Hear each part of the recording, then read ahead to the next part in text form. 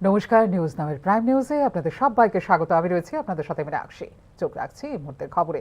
সাধারণ মানুষের নিরাপত্তা সরকারের প্রাথমিকতা। আইন শৃঙ্খলা পরিস্থিতি নিয়ে অনেকে অনেক কথা বলছে। গোয়েন্দা শাখার কাজকর্মে খামতি থাকলে তা পর্যালোচনা করা হবে। রাজ্যের আইন শৃঙ্খলা পরিস্থিতির উপর প্রতিক্রিয়া দিতে গিয়ে এমনটাই উল্লেখ করেছেন মুখ্যমন্ত্রী ডাক্তার মানিক সাহা। আইন শৃঙ্খলা নিয়ে অনেকে অনেক কথা বললেও তথ্য ও পরিসংখ্যানের হিসেবে রাজ্যের আইন শৃঙ্খলা অনেক ভালো। যে কোনো ঘটনার পর তাৎক্ষণিকভাবে এক্ষেত্রে নেওয়া হচ্ছে পদক্ষেপ।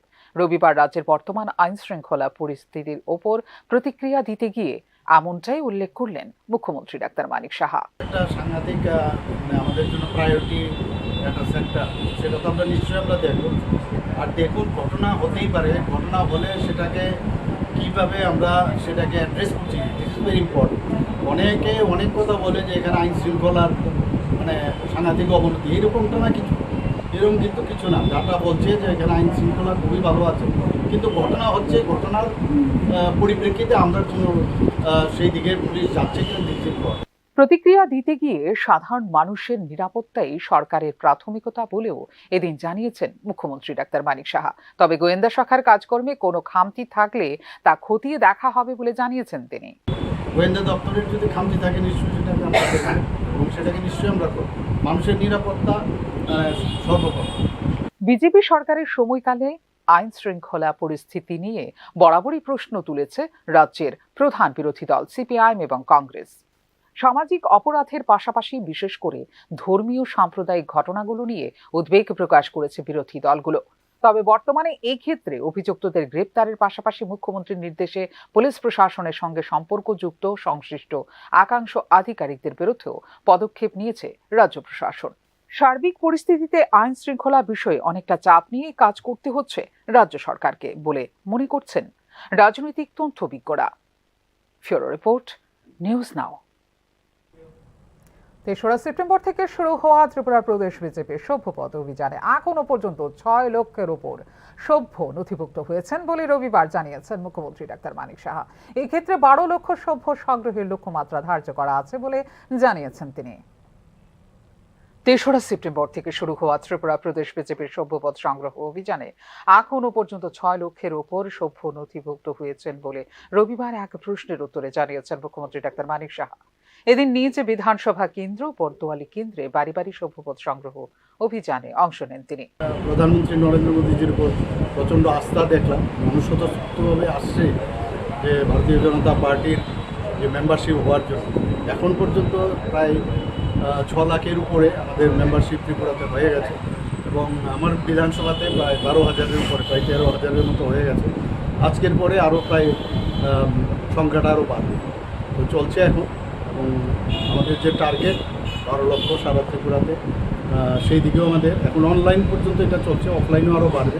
অনেক জায়গায় অনলাইনের সুবিধা নেই, তো সেখানে অফলাইনে আমরা মেম্বারশিপ দিচ্ছি এবং ঠিকভাবেই চলছে, ভালোই হচ্ছে এবং ভালো সারা। কিডনি প্রতিস্থাপনে রাজ্যে তৈরি হয়েছে নতুন ইতিহাস। ত্রিপুরাতেই এখন হচ্ছে কিডনি প্রতিস্থাপন। আগামী দিনে বহিরাজ্যে রোগী রেফার বন্ধ করার উপর গুরুত্ব দেওয়া হচ্ছে বলে এদিন অপর এক প্রশ্নের উত্তরে জানিয়েছেন মুখ্যমন্ত্রী ডাক্তার মানিক সাহা। এটা একটা ভালো লক্ষণ যে মানুষ এটাকে সমর্থন করছে এবং আবার দ্বিতীয় দফায় অলরেডি পেশেন্ট রেডি আছে, সেটাও প্রতিস্থাপন এখানে হবে এবং আমরা আস্তে আস্তে করে আরও সুপার স্পেশালিটি এখানে যাতে আরও শুরু হয়, সেই দিকে আমি বারবার অনেক জায়গায় আমি বলেছি যে সেটা আমরা নিশ্চয় করব এবং মানুষকে ত্রিপুরার মানুষ আর বাইরে যাতে না যায় সেই ব্যবস্থা আমরা করব। সভ্যপদ অভিযানে গত ১.৫ মাসে ৬ লক্ষের ওপর সদস্য নথিভুক্ত করতে সক্ষম হয়েছে ত্রিপুরা প্রদেশ বিজেপি। আগামী ৩১শে অক্টোবর পর্যন্ত চলবে দ্বিতীয় পর্যায়ের সভ্যপদ সংগ্রহ অভিযান পর্ব। এই সময়ের মধ্যেই নির্ধারিত ১২ লক্ষের সভ্য সংগ্রহের লক্ষ্যমাত্রা পূরণ করতে হবে ত্রিপুরা প্রদেশ বিজেপিকে। সর্বশেষ গত ২০১৯ সালে সভ্যপদ সংগ্রহ অভিযানে ১০ লক্ষ সদস্য নথিভুক্ত করতে পেরেছিল ত্রিপুরা প্রদেশ BJP. Bureau report, news now. উত্তর ত্রিপুরা জেলার আইন শৃঙ্খলা নষ্টের জন্য এসপি ভানুপদ চক্রবর্তীকে দায়ী করল সিপিআইএম। একই সাথে ভানুপদ চক্রবর্তীকে রাজ্য পুলিশ সদর দপ্তরে ক্লোজ করার রাজ্য সরকারের সিদ্ধান্তকেও স্বাগত জানিয়েছে সিপিআইএম। উত্তর ত্রিপুরা জেলার কদমতলায় সাম্প্রদায়িক সহিংসতার এক পক্ষ কাল কেটে গেলেও পরিস্থিতি এখনো পর্যন্ত স্বাভাবিক হয়ে ওঠেনি। জেলায় অতিরিক্ত নিরাপত্তা বাহিনী মোতায়েন, দফায় দফায় ইন্টারনেট পরিষেবা বন্ধ করে দেওয়া এবং শান্তি বৈঠকের পরেও জেলার বিভিন্ন এলাকায় বিক্ষিপ্ত সহিংসতার ঘটনাগুলি উঠে আসছে সংবাদ মাধ্যমে। এবার উত্তর ত্রিপুরা জেলার আইন শৃঙ্খলা নষ্টের জন্য এসপি ভানুপদ চক্রবর্তীকে সরাসরি দায়ী করল বিরোধী দল সিপিআই। রবিবার ধর্মনগরে আয়োজিত সাংবাদিক সম্মেলনে বক্তব্য রাখতে গিয়ে এসপি ভানুপদ চক্রবর্তীর মতো পুলিশ আধিকারিকদের কারণে এই ধরনের আইন শৃঙ্খলা পরিস্থিতির সৃষ্টি হয় বলে অভিযোগ করেছে সিপিআই। শুধু তাই নয়, এসপি ভানুপদ চক্রবর্তীকে রাজ্য পুলিশের সদর দপ্তরে ক্লোজ করে রাখার রাজ্য সরকারের সিদ্ধান্তকে স্বাগতও জানিয়েছেন রাজ্যের বিরোধী দলনেতা জিতেন্দ্র চৌধুরী। ঘটনার জন্য সবচেয়ে বড় দায়ী ভানুপদ চক্রবর্তী। ত্রিপুরা পুলিশের অপদার্থতম অফিসারদের মধ্যে অন্যতম, যিনি শাসক দলের সাথে আরো আগে থেকে শাসক দলের তার স্বার্থ চরিতার্থ করতে গিয়ে এই উত্তর ত্রিপুরার আইন শৃঙ্খলা রাজনৈতিক পরিবেশকে কলুষিত করার জন্য অন্যতম। দেরিতে হলেও তাকে সরানো হয়েছে, আমরা খুব খুশি। রাজ্য পুলিশের উচ্চ এবং মাঝারি স্তরের একটা অংশের আধিকারিকরা নিজেদের মেরুদণ্ড শাসক বিজেপির কাছে বিক্রি করে দিয়েছেন বলে ওই দিনের সাংবাদিক সম্মেলনে অভিযোগ করেন বিরোধী দলনেতা জিতেন্দ্র চৌধুরী। গত 6.5 বছর ধরে ত্রিপুরাজ্যের মধ্যে আমাদের পুলিশের উপরতলায়ও এবং মাঝারি স্তরেও শাসক দলের বদান্যতায় তাদের সাথে সখ্যতা বজায় রেখে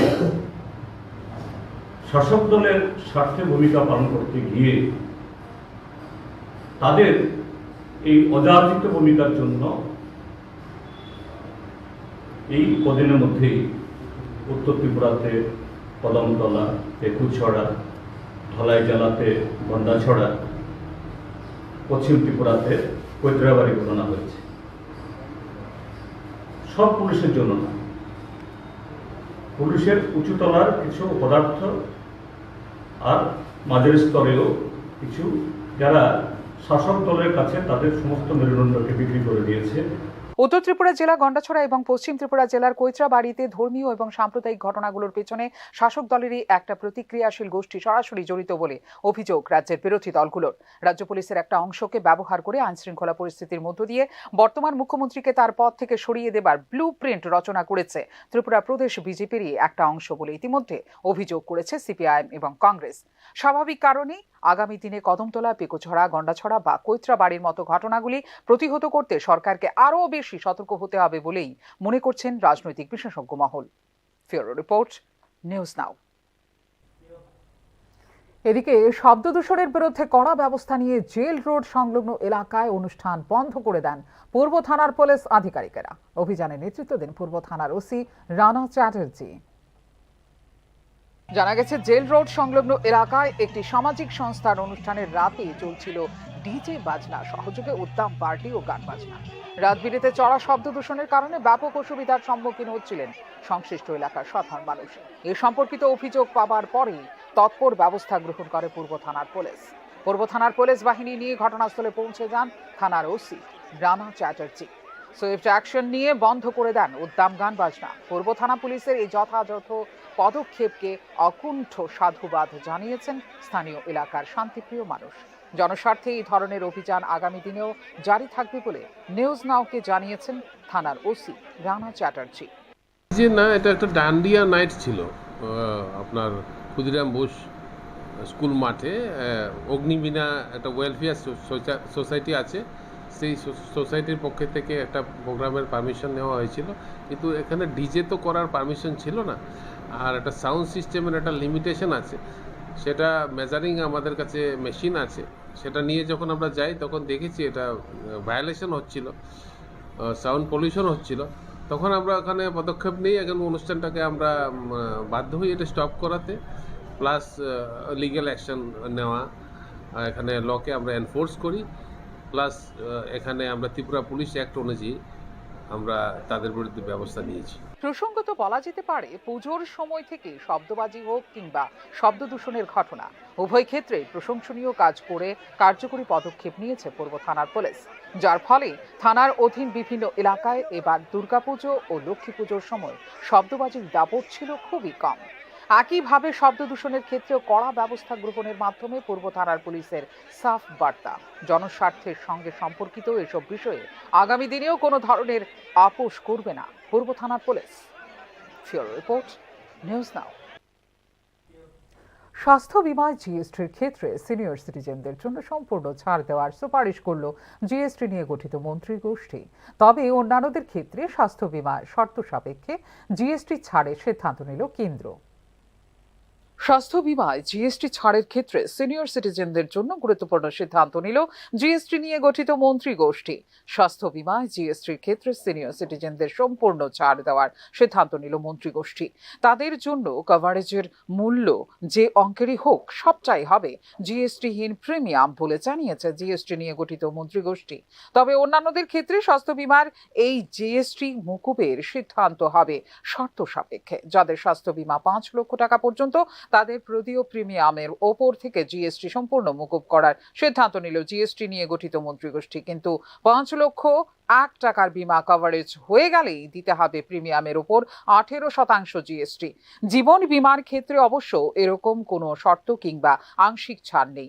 টার্ম ভিত্তিক জীবন বিমায় প্রিমিয়ামের ক্ষেত্রে জিএসটি সম্পূর্ণ ছাড় পাবে। এই সিদ্ধান্ত নেওয়া হয়েছে জিএসটি নিয়ে গঠিত মন্ত্রিগোষ্ঠীর বৈঠকে। এই মন্ত্রিগোষ্ঠীতে বিভিন্ন রাজ্যের অর্থমন্ত্রীরা রয়েছেন। মন্ত্রিগোষ্ঠীতে চেয়ারম্যান হিসেবে রয়েছেন বিহারের অর্থমন্ত্রী তথা উপমুখ্যমন্ত্রী সম্রাট চৌধুরী। এই সিদ্ধান্তগুলি অবশ্য এখনই কার্যকর করা হবে না, কারণ মন্ত্রিগোষ্ঠী শুধুমাত্র প্রস্তাব নিতে পারে। সেই প্রস্তাব সুপারিশ হিসেবে জমা দেওয়া হবে জিএসটি কাউন্সিলের কাছে। এরপর জিএসটি কাউন্সিলের বৈঠকে দেওয়া হবে চূড়ান্ত সিলমোহর। সাধারণ মানুষ স্বাস্থ্য বিমার প্রিমিয়াম দিতে গিয়ে প্রবলভাবে আর্থিক বোঝার সম্মুখীন হচ্ছে বলে চাপ দেওয়া হচ্ছিল কেন্দ্রীয় সরকারের ওপর। এক্ষেত্রে বিশেষভাবে ক্ষতিগ্রস্ত হচ্ছেন সিনিয়র সিটিজেনরা। মানুষ সুস্থভাবে বাঁচার জন্য স্বাস্থ্য বিমা করে, সেখানে তাদের বিমার জন্য জিএসটি দিতে হবে এবং সেটাও আবার 18%। এটা মানবিকতার পরিপন্থী বলে উল্লেখ করেছিলেন কেন্দ্রীয় মন্ত্রী নীতিন গডকরি। এরপরেই এই বিষয়ে সিদ্ধান্ত নেওয়ার জন্যই গঠিত হয়েছিল মন্ত্রী গোষ্ঠী। তাদের বৈঠকে হয় এই সিদ্ধান্ত। ফিওরো রিপোর্ট, নিউজ নাও। বিজেপি সরকারের প্রচেষ্টায় রাজ্যে জনজাতিদের উন্নয়ন হচ্ছে বলে দাবি করেন জনজাতি কল্যাণ মন্ত্রী বিকাশ দেববর্মা। জনজাতি উন্নয়নের অর্থ নিয়ে নয়ছয় করার অভিযোগ তুলে জনজাতি কল্যাণ মন্ত্রী বিকাশ দেববর্মার বিরুদ্ধে সরব হয়েছে বিরোধী নেতৃত্ব। তবে ধলাই সফরে গিয়ে জনজাতি উন্নয়ন নিয়ে এবার পাল্টা দাবি করেন জনজাতি কল্যাণ মন্ত্রী বিকাশ দেববর্মা। মুখ্যমন্ত্রী মানিক সাহার নেতৃত্বে রাজ্যে জনজাতি উন্নয়নের কর্মকাণ্ড চলছে বলে জানান তিনি। এই প্রসঙ্গে পূর্বতন সিপিআইএম সরকারের ভূমিকা নিয়েও তোপ দাগেন বিকাশ দেববর্মা। এদিন প্রস্তাবিত ছাত্র হোস্টেলের জায়গা পরিদর্শনের জন্য মাছলি এলাকা সফরে যান বিকাশ দেববর্মা। মুখ্যমন্ত্রী মানিক সাহাজি চায় আমাদের জনজাতিকে উঠাতে, তার জন্য আজকে আমাদের মানিক সাহাজির নেতৃত্বে যে সরকার চলছে, আমরা টোটাল 18টা স্কুল পেয়েছি নতুন। রাজ্য সরকারের প্রয়াসে গ্রামীণ এলাকায় জনজাতিদের শিক্ষার বিকাশে 18টি স্কুল স্থাপন করা হয়েছে বলে দাবি করেন জনজাতি কল্যাণ মন্ত্রী। এক্ষেত্রে মুখ্যমন্ত্রী মানিক সাহা বিশেষ অগ্রণী ভূমিকা নিয়েছেন বলে জানিয়েছেন বিকাশ দেববর্মা। কারণ আমাদের এই জনজাতিরা যারা গরিব মানুষ, তারা শহরে গিয়ে ভালো স্কুলে পড়াশোনা করতে পারে না, তার জন্য আমাদের সরকার চিন্তা ভাবনা করেছে। জনজাতিদের শিক্ষার বিকাশের জন্য রাজ্য সরকারের প্রয়াসের কথা উল্লেখ করার পাশাপাশি বিরোধী দল সিপিআইএম এর দিকেও অভিযোগের আঙুল তুলে তিনি জানান, জনজাতিদের শিক্ষার বিকাশ নিয়ে বরাবরই উদাসীন ছিল সিপিআইএম দল। প্রসঙ্গত, জনজাতি উন্নয়নের অর্থ আত্মসাৎ করে মন্ত্রী বিকাশ দেববর্মা বিপুল সম্পত্তি কামিয়েছেন বলে একাধিকবার অভিযোগ করেছে কংগ্রেস দল। Bureau report, news now. Supreme court ও হাইকোর্টের নির্দেশকেও তোয়াক্কা করছে না। আসবোই খবরে, কিন্তু তার আগে নিয়ে নেব একটা ছোট্ট বিজ্ঞাপন বিরতি। বিরতির পর ফিরে আসবো অন্যান্য খবরে, সঙ্গে থাকবেন। আপনি দেখছেন নিউজ নাও, আমরা জানি কোনটা খবর।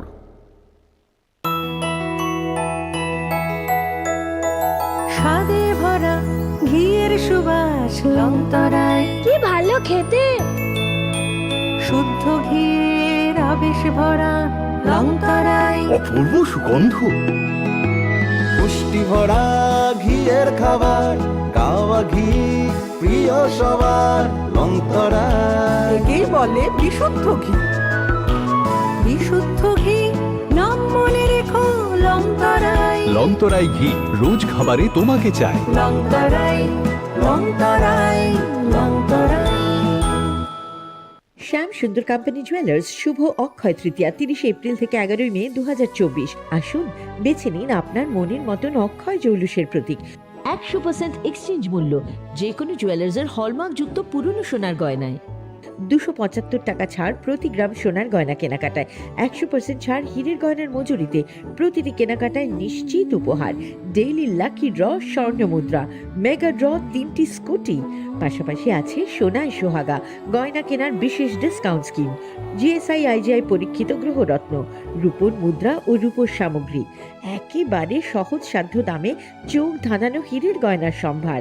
শ্যাম সুন্দর কোম্পানি জুয়েলার্স শুভ অক্ষয় তৃতীয়া 30 এপ্রিল থেকে 11 মে 2024। সবার সাদর আমন্ত্রণ। শ্যাম সুন্দর কোম্পানি জুয়েলার্স, কামান চৌমুহনী, ইউকো ব্যাংকের বিপরীতে, আগরতলা। আমরা প্রতিদিনই খোলা আছি। Step into the realm of Assam Downtown University, where we encourage success, experience the pinnacle of academic excellence, and live your best days. আপনি দেখছেন নিউজ নাও, আমরা জানি কোনটা খবর। বিরতির পর আবারও স্বাগত। চোখ রাখছে অন্যান্য খবরে। সুপ্রিম কোর্ট ও হাইকোর্টের নির্দেশের পরেও ত্রিপুরা জুট মিল কর্মীদের প্রাপ্য বকেয়া মিটিয়ে দিতে তালবাহানা করছে সরকার।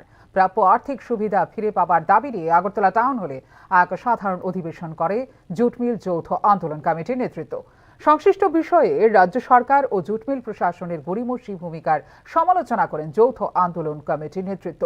জুট মিলে কর্মরত 1647 জনের প্রাপ্য আর্থিক বকেয়া বেতন ভাতা মিটিয়ে দেবার জন্য অধিবেশনে দাবি তোলেন যৌথ আন্দোলন কমিটির নেতারা। পেমেন্টের 15 দিন পূর্বে পে স্লিপ ও আইপিএস যথাবিহিত ভাবে বন্টন করার জন্য রাজ্য সরকারের কাছে দাবি রাখেন সংশ্লিষ্ট সংগঠনের নেতারা। উল্লেখ্য, আদালতের নির্দেশের পরেও সরকারি তালবাহনা কারণে প্রাপ্য বকেয়া বেতন পাচ্ছেন না জুট মিল কর্মীরা। ত্রিপুরা জুট মিলে 1647 জন শ্রমিক কর্মচারীকে 1996 সালের থেকে সমস্ত পাওনা গণনা মিটিয়ে দিতে হবে। মাদ্রাসাগুলিকে আর্থিক সাহায্য প্রদান বন্ধ করার পরামর্শ দিল জাতীয় শিশু অধিকার রক্ষা কমিশন। মাদ্রাসাগুলিতে শিশুদের মৌলিক অধিকার এবং সংখ্যালঘুদের অধিকারের মধ্যে দ্বন্দ্ব দেখা যাচ্ছে বলে এই পরামর্শ দিল জাতীয় শিশু অধিকার সুরক্ষা কমিশন। ইতিমধ্যেই এই বিষয়ে চিঠি দেওয়া হয়েছে বিভিন্ন রাজ্য এবং কেন্দ্র শাসিত অঞ্চলগুলিকে। অপরদিকে এই মতামত কমিশনের একান্ত নিজস্ব বলে স্পষ্টীকরণ দিল কেন্দ্র। মাদ্রাসাগুলিকে আর্থিক সাহায্য প্রদান বন্ধ করার পরামর্শ দিল জাতীয় শিশু অধিকার রক্ষা কমিশন। শুধু তাই নয়, ইতিমধ্যে এ নিয়ে বিভিন্ন রাজ্যের মুখ্য সচিব এবং কেন্দ্রশাসিত অঞ্চলের প্রশাসনকে চিঠিও দিয়েছে জাতীয় শিশু অধিকার রক্ষা কমিশন। সম্প্রতি মাদ্রাসা প্রতিষ্ঠান সম্পর্কিত একটি রিপোর্ট তৈরি করেছে জাতীয় শিশু অধিকার রক্ষা কমিশন। তাতে মাদ্রাসার ঐতিহাসিক ভূমিকা এবং শিশুদের শিক্ষার অধিকারে তার প্রভাব নিয়ে তথ্য দিয়েছে জাতীয় শিশু অধিকার রক্ষা কমিশন। রাজ্যে রাজ্যে যত মাদ্রাসা আছে সেখানে আর্থিক সহায়তা দেওয়া বন্ধ করা হোক বলে প্রায় 11 অধ্যায়ের ওই রিপোর্টে পরামর্শ দিয়েছে জাতীয় শিশু অধিকার রক্ষা কমিশন। শুধু তাই নয়, এক্ষেত্রে মাদ্রাসাগুলিকে বন্ধ করে দেওয়ার সুপারিশও করেছে কমিশন। শিক্ষার অধিকার আইন 2009-এর লক্ষ্য হলো সমতা, সামাজিক ন্যায় এবং গণতন্ত্রের প্রতিষ্ঠা। কিন্তু তারপরেও একটি বিপরীত ধর্মী চিত্র দেখা যাচ্ছে। সেখানে শিশুদের মৌলিক অধিকার এবং সংখ্যালঘুদের অধিকারের মধ্যে দ্বন্দ্ব দেখা যাচ্ছে বলে রিপোর্টে উল্লেখ করেছেন কমিশনের চেয়ারম্যান প্রিয়াঙ্কা কানুনগো।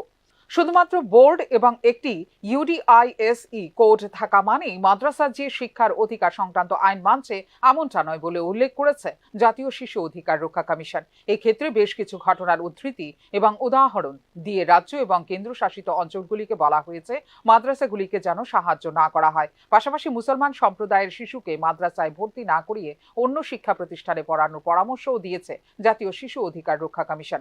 মাদ্রাসার মতো ধর্মীয় প্রতিষ্ঠানের শিশুরা আরটিই অধীনে আনুষ্ঠানিক শিক্ষা ব্যবস্থা থেকে বঞ্চিত হয়। এই প্রতিষ্ঠানগুলি শিশুদের মান সম্পন্ন শিক্ষার সমান অ্যাক্সেস অস্বীকার করে, বঞ্চনা এবং বৈষম্যের একটি নতুন স্তর তৈরি করে বলে রাজ্যগুলিকে পাঠানো চিঠিতে উল্লেখ করেছে জাতীয় শিশু অধিকার রক্ষা কমিশন। এদিকে মাদ্রাসাগুলির জন্য রাষ্ট্রীয় তহবিল বন্ধ করার জন্য শীর্ষ শিশু অধিকার সংস্থার সুপারিশে সরকারের কোনো ভূমিকা নেই বলে স্পষ্টীকরণ দিয়েছে কেন্দ্রীয় সরকার। জাতীয় শিশু অধিকার সুরক্ষা কমিশন একটি সংবিধিবদ্ধ সংস্থা, যার স্বাধীন অধ্যয়ন পরিচালনা করার পাশাপাশি বিভিন্ন বিষয়গুলি তদন্ত করার এবং আদেশ জারি করার অধিকার রয়েছে বলে স্পষ্টীকরণে উল্লেখ করেছে কেন্দ্রীয় সরকার। কমিশন বলেছে, মাদ্রাসাগুলিকে সরকারি সহায়তা বন্ধ করা উচিত। কমিশনের এই সিদ্ধান্তে কেন্দ্রের কোনো ভূমিকা নেই, কারণ জাতীয় শিশু অধিকার সুরক্ষা কমিশন একটি সম্পূর্ণ স্বাধীন প্রতিষ্ঠান বলে স্পষ্টীকরণে উল্লেখ করেছেন কেন্দ্রীয় মন্ত্রী জর্জ কুরিয়ান। এ ব্যাপারে বিচারিক প্রতিকারই একমাত্র পথ বলেও উল্লেখ করেছেন কেন্দ্রীয় মন্ত্রী George Kurian. Bureau report, news নাও। 2024 সালে দাঁড়িয়ে এখনও সচেতনতার অভাবে শিক্ষা থেকে বঞ্চিত প্রায় 20 থেকে 25 জন শিশু। খোয়াই মহকুমার অন্তর্গত ধলাবিল গ্রাম পঞ্চায়েতের কার্গিল টিলা এলাকাটি অত্যন্ত প্রত্যন্ত এলাকা বলে পরিচিত। এই এলাকাটিতে পশ্চিমা জনগোষ্ঠীর লোক বসবাস করে আসছে দীর্ঘদিন ধরে। তারা অনেকেই দিনমজুর কিংবা চা শ্রমিক। এই এলাকার ছেলেমেয়েরা অনেকেই সচেতনতার অভাবে স্কুল ছুট কিংবা স্কুলের খাতায় নাম থাকলেও স্কুলে যেতে তাদের অনীহা। এলাকাটিতে একাংশ ছেলে মেয়ে রয়েছে যাদের পরিবারে মা কিংবা বাবা নেই।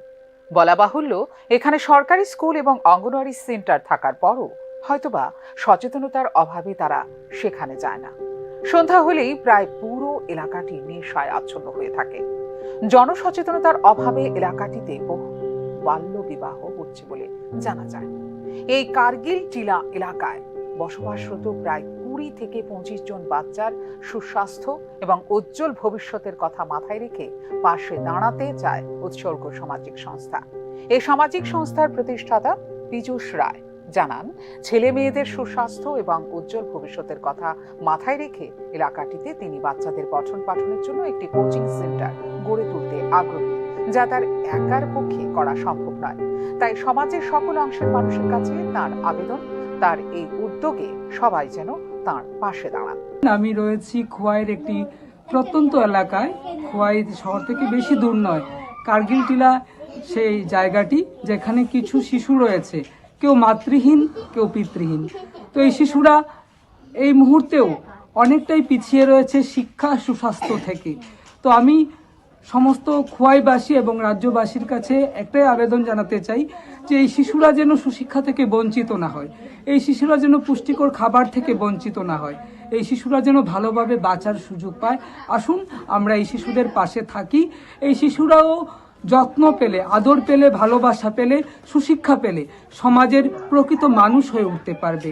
তাই খোয়াইবাসীদের কাছে আমি হাত জোড় করে অনুরোধ করছি, এই শিশুদের জন্য আমি একটা কোচিং সেন্টার বা ডে কেয়ার সেন্টার করতে চাই, যেখানে তাদের পড়াশোনার সাথে সাথে পুষ্টিকর খাবার, বিনামূল্যে খাতা কলম, পড়াশোনা সবকিছুর ব্যবস্থা থাকবে। আমাদের ভবিষ্যৎ প্রজন্মকে সুস্বাস্থ্যের অধিকারী এবং সুশিক্ষিত করার লক্ষ্যে সমাজের প্রত্যেককে এগিয়ে আসতে হবে। তাহলেই আমাদের ভবিষ্যৎ প্রজন্ম পাবে স্বাস্থ্য ও শিক্ষার উপযুক্ত পরিবেশ। ব্যুরো রিপোর্ট, নিউজ নাও। চোখ রাখছি এই মুহূর্তে খেলার খবরে। মেঘালয়ের বিরুদ্ধে রঞ্জি ট্রফির ম্যাচে প্রথম ইনিংসে লিড নিল ত্রিপুরার। রবিবার ম্যাচের তৃতীয় দিনে 346 থেকে 6 থেকে ব্যাটিং পুনরায় শুরু করার পরে 377 এবং 8 ইনিংসে ডিক্লেয়ার ঘোষণা করে মেঘালয়কে ব্যাটিং করার সুযোগ দেয় ত্রিপুরা। কিন্তু মণিশঙ্কর মোরা সিং এর দুর্ধর্ষ বোলিং এর সামনে 222 রানে গুটিয়ে যায় মেঘালয়ের প্রথম ইনিংস। এদিন 52 রান দিয়ে 6 উইকেট দখল করে মণিশঙ্কর মোরা সিং পরিকল্পনা অনুযায়ী ফলো অন প্রয়োগ করে মেঘালয়কে দ্বিতীয় ইনিংসে ব্যাটিং করতে বাধ্য করে ত্রিপুরা। দিনের শেষে 2 ওভারে বিনা উইকেটে 3 রান করেছে মেঘালয়।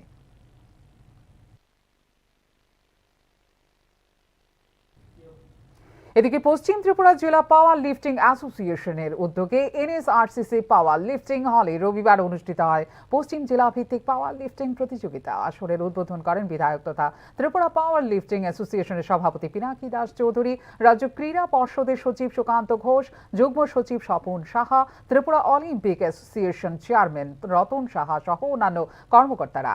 একদিন ব্যাপী আয়োজিত এই আসরে 130 জন খেলোয়াড় অংশগ্রহণ করে। রাজ্যে ক্রীড়া ক্ষেত্রের বিকাশে বর্তমান সরকারের প্রচেষ্টার দিকটি ভাষণে তুলে ধরেন উপস্থিত প্রতিনিধিরা।